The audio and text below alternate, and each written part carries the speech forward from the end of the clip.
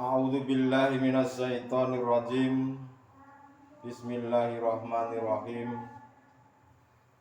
Assalamualaikum warahmatullahi wabarakatuh. Alhamdulillahirabbil alamin. Hamdan syakirin, hamdan na'imin, hamdan yuafi ni'amahu wa yukafi'u mazidah. Ya Rabbana lakal hamdu kama yanbaghi li jalali.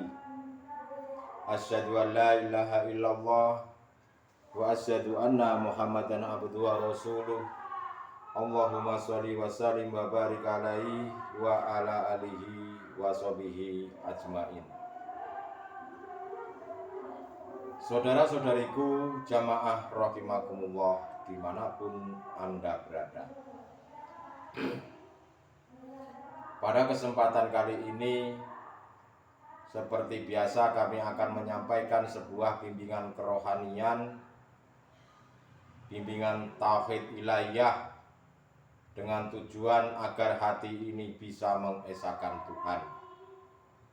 Semoga apa yang akan kami sampaikan betul-betul menjadikan sebuah ilmu yang benar-benar bermanfaat. Untuk itu pada kesempatan kali ini kami akan membawakan sebuah judul, yaitu puasa dan membersihkan diri. A'udzubillahi minasyaitonirrajim. Bismillahirrahmanirrahim. Ya ayyuhalladzina amanu kutiba alaikumusiyam kama kutiba alal ladzina min qablikum la'allakum tattaqun. Wahai orang-orang yang beriman, telah diwajibkan atas kamu berpuasa sebagaimana diwajibkan atas orang-orang umat yang sebelum kamu, agar kalian bertakwa, takut kepada Allah Subhanahu wa ta'ala. Marilah saudara-saudaraku kita kupas isi daripada kandungan dari Al-Qur'anul Karim ini. Saudara-saudariku dimanapun Anda berada, di dalam rukun Islam itu ada salah satunya, yaitu diwajibkan kita, khususnya umat muslim, itu untuk berpuasa. Kalau puasa secara hakikatnya itu pasti panjenengan ini semuanya sudah tahu, sudah paham dan sudah mengerti bahwa puasa itu banyak yang mengartikan, masih banyak yang mengartikan puasa itu menahan lapar dan haus, serta meninggalkan apa-apa yang dilarang dan menjalankan apa yang diperintah. Tetapi pengetahuannya hanya sebatas itu, tidak mau meningkatkan pengetahuannya lagi, seolah-olah apa yang dimiliki dari ilmu pengetahuan tersebut sudah cukup, dianggapnya sudah sempurna. Lalu bagaimana secara hakikatnya puasa itu sendiri? Dan bagaimana kok adanya Lailatul Qadar itu jatuhnya di dalam bulan Ramadan saja? Kok bukan di luar bulan Ramadan? Saudara-saudariku dimanapun Anda berada, manusia ini di dalam tubuhnya itu ada organ. Marilah kita bahas tentang puasa terlebih dahulu. Manusia ini sebetulnya ada organ-organ di mana tubuhnya itu ada lubang. Dan lubang itu normal manusia itu ada 9 lubang. Mata ini ada 2 lubang, hidung 2 lubang, mulut, anus, atau serta kemaluan. Dan di situ lubang-lubang tersebut itu dipergunakan atau kebiasaannya itu dipergunakan oleh nafsu untuk masuk di dalam hati manusia, untuk mendolimi pada Allah Subhanahu wa ta'ala, membisikkan hati ini bahwa yang berbuat itu adalah makhluknya. Memang hal ini merupakan sebuah karakter ahli hijab kebanyakan manusia. Dan kebanyakan manusia itu tidak menyadarinya. Mereka akan sadar manakala hatinya itu sudah dibukakan oleh Allah Subhanahu wa ta'ala. Lalu apa tanda-tandanya mereka itu sudah sadar? Apa mereka tandanya hatinya itu sudah dibukakan oleh Allah Subhanahu wa ta'ala?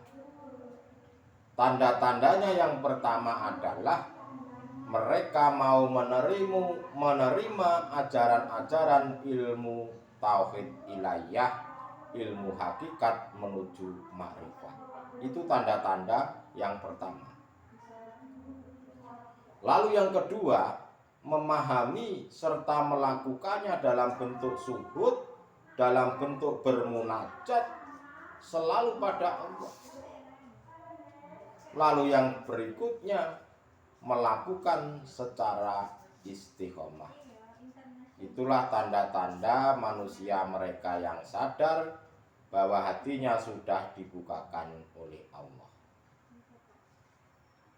Jika panjenengan ini sudah melakukannya hingga bertemu dengan Allah, maka 9 lubang tadi, seperti lubang 2 mata ini, hidung, telinga, mulut, kemaluan, anus. Jika Anda ini sudah bertemu dengan Allah, maka yang jumlah 9 lubang tadi harus dijaga benar-benar. Itulah maksud daripada hakikatnya berpuasa. Karena berpuasa itu bukan sekedar menahan lapar dan dahaga saja, tetapi menjaga hati ini agar tidak bermaksiat kepada Allah. Yang melihat ini, yang bisa melihat hanyalah Allah. Yang bisa mengeluarkan masuk nafas ini hanyalah Allah. Yang bisa mendengarkan ini hanyalah hidup. Yang bisa berbicara ini hanyalah Allah. Dan kita mau melakukan itu secara istiqomah. Hati sadar dan menyadari, melakukan secara istiqomah. Jangan sampai kita terseret oleh nafsu untuk mengakui bahwa yang bisa segala-galanya itu makhluk. Nah, menahan, puasa itu menahan. Jangan sampai hati kita terseret oleh kepentingan-kepentingan hawa nafsu. Menjaga daripada lubang-lubang 9 tadi, agar hati ini tidak selalu bermaksiat pada Allah. Hal ini adalah menjaga hati itu tentu akan lebih berat daripada menahan lapar dan haus. Karena untuk masuk di dalam latifahnya Allah itu tidak semuanya manusia ini diberikan pada hamba-hambanya, kecuali Allah sendirilah yang mengizinkannya. Kenapa ada kata-kata mengizinkan?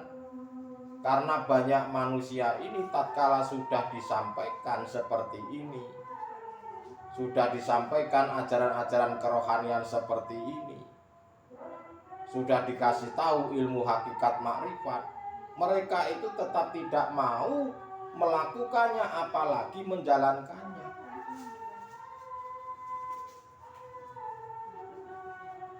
Maka untuk itu kita harus betul-betul sadar dan menyadari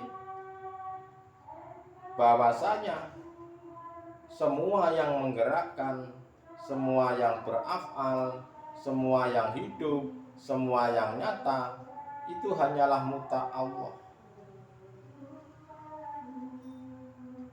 Lalu yang berikutnya, apa yang dimaksud dengan membersihkan diri atau bersuci itu? Yang dimaksud membersihkan diri atau bersuci itu adalah meniadakan di dalam hati selain Allah, atau menghilangkan kotoran-kotoran hati, menghilangkan syahwatun dunia. Selain Allah itu dihilangkan. Itulah mensucikan diri. Kalau bersuci hanya diartikan berwudu, itu hanya sekedar membersihkan jasad jasmania ini dari kotoran-kotoran debu, tetapi hatinya belum dibersihkan. Yang penting hati panjenengan ini bisa menghilangkan dari kotoran-kotoran hati yang kami sebut adalah syahwatun dunia. Itulah hakikatnya membersihkan diri atau bersuci. Ya, kalau di dalam syariat saya katakan tadi untuk berwudu atau membersihkan badan jasad jasmania ini. Bisa jadi untuk membersihkan diri itu seperti halnya bersedekah, membersihkan harta-hartanya dan lain sebagainya. Yang katanya mereka bisa membersihkan dosa-dosanya. Padahal yang namanya dosa itu perbuatan hati yang terpenting. Lalu apa secara hakikatnya membersihkan diri atau bersuci itu? Secara hakikatnya membersihkan diri atau bersuci itu adalah tidak mengaku-ngaku bahwa dirinya makhluk ini yang melakukan. Tidak mengaku-ngaku bahwa makhluk ini yang bisa di dalam hati punya iman seperti itu. Tapi semua yang bisa melakukan pada hakikatnya hanyalah keakuan hidup itu atau keakuan Allahnya subhanahu wa ta'ala. Itulah yang dimaksud bersuci atau membersihkan diri. Karena Allah itu memang terkadang menguji hamba-hambanya, kadang-kadang mendatangkan hartanya yang berlimpah, dianggapnya itu berkah, tetapi sebetulnya itu adalah sebuah mudarat yang diberikan oleh Tuhan. Karena dianggapnya harta yang banyak itu didapatkan dari usahanya sendiri, didapatkan dari dirinya sendiri makhluk, tidak bisa melihat Allahnya, dia buta terhadap Allah.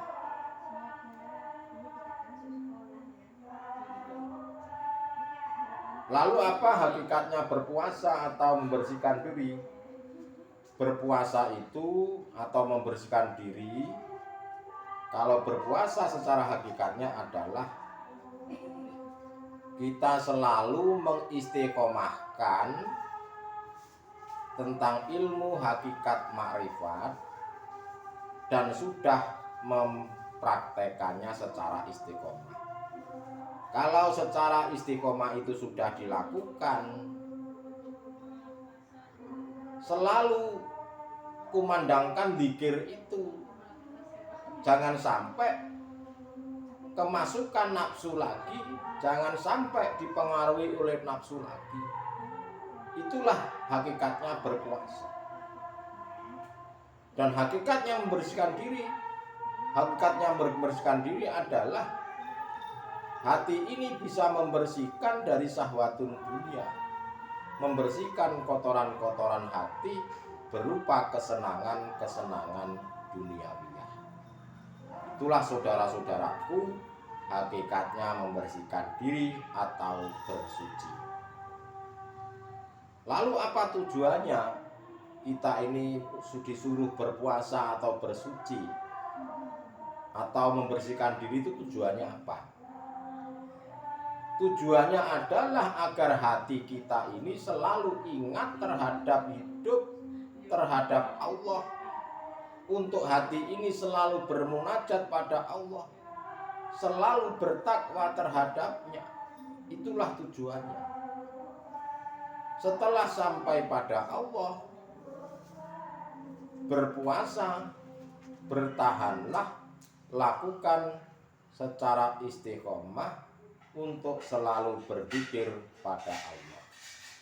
Tentu zikir ini sudah sering kami katakan.